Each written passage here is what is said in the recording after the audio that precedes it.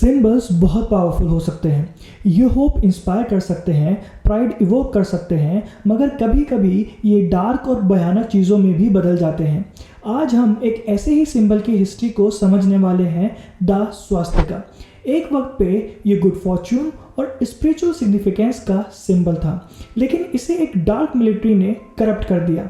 पर ये कैसे हुआ और क्या हम कभी स्वास्तिका का ओरिजिनल सिग्निफिकेंस वापस पा सकते हैं?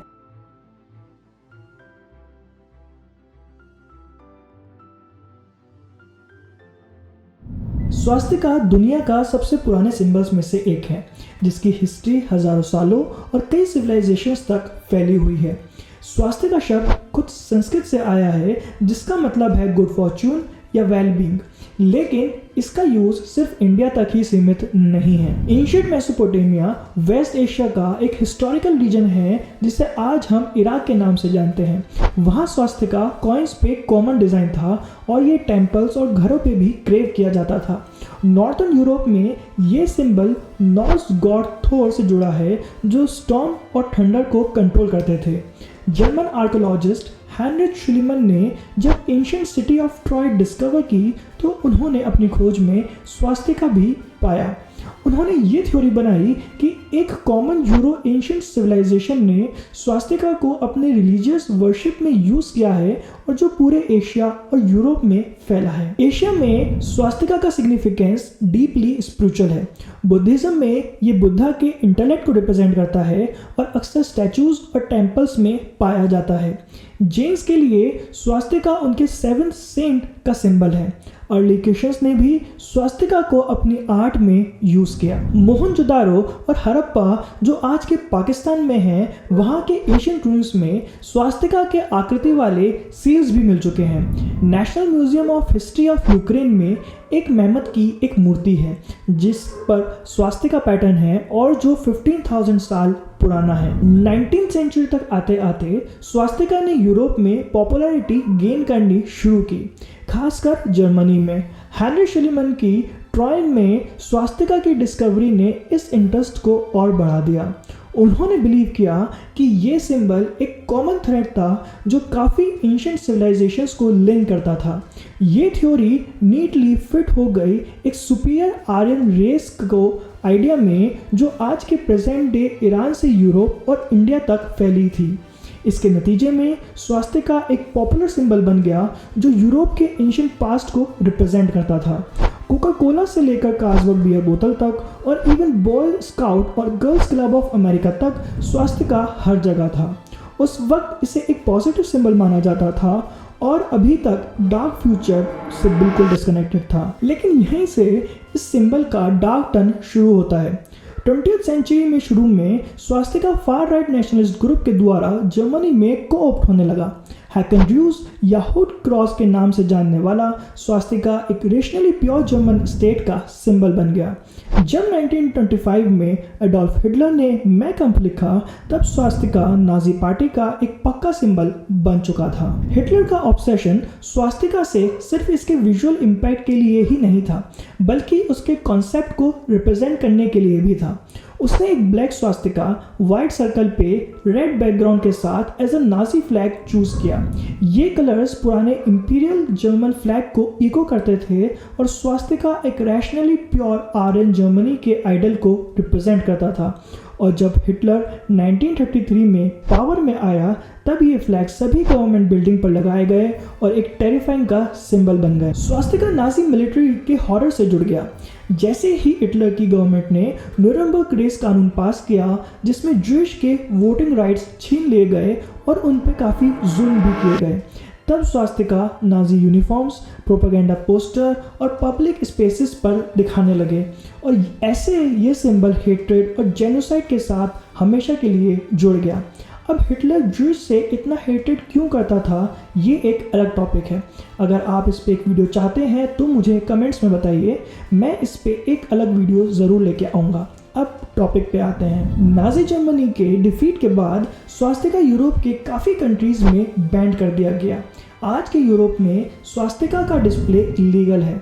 बहुत से लोगों के लिए, स्पेशली सेकेंड वर्ल्ड वॉर के बाद के यूरोपियन जूइश सर्वाइवर्स के लिए स्वास्तिका एक हेट्रेड का सिंबल बन गया। जैसे एक जूइश सर्वाइवर फ्रेडी नॉलन ने कहा, जूइश लोगों के लिए स्वास्तिका एक फियर, सप्रेशन और तबाही का सिंबल है। ये एक सिंबल है जिसे हम कभी भी बदल नहीं सकते। इसके रिस्पॉन्स में जर्मनी, फ्रांस, हंगरी और ऑस्ट्रिया जैसे कंट्रीज ने इसका पब्लिक डिस्प्ले बैन कर दिया। रिसेंट ईयर्स में ऑस्ट्रेलिया के विक्टोरिया ने भी स्वास्तिका इलीगल कर दिया जब उन्होंने रेसिस्ट इंसिडेंट्स में शॉकिंगली 750% का इंक्रीज देखा। 2019 में गाजा में हमास ने अपने सपोर्टर से कहा कि प्रोटेस्ट के दौरान नाजी स्वास्तिका फ्लैग्स को वेव करना बंद करें क्योंकि इससे इंटरनेशनल सपोर्ट मिलना मुश्किल हो सकता था। 2021 में न्यूयॉर्क स्टेट सेनेटर टॉड केमिंस्की ने एक बिल इंट्रोड्यूस किया जो स्कूल्स में ये पढ़ाना ज़रूरी है कि स्वास्तिका एक हेट्रेड का सिंबल है। लेकिन world Hindu council of America जैसे ऑर्गेनाइजेशंस ये आर्ग्यू करते हैं कि हमें एंशिएंट स्वास्तिका और नाजी हैकेंड्यूज में फ़र्क समझना चाहिए और इसकी पॉजिटिव हिस्ट्री को भूलना नहीं चाहिए। लेकिन जहां स्वास्तिका दुनिया के कई पार्ट्स में हेट का सिंबल बना हुआ है, वहीं इसके ओरिजिनल मीनिंग को रिक्लेम करने के एफर्ट्स भी चल रहे हैं।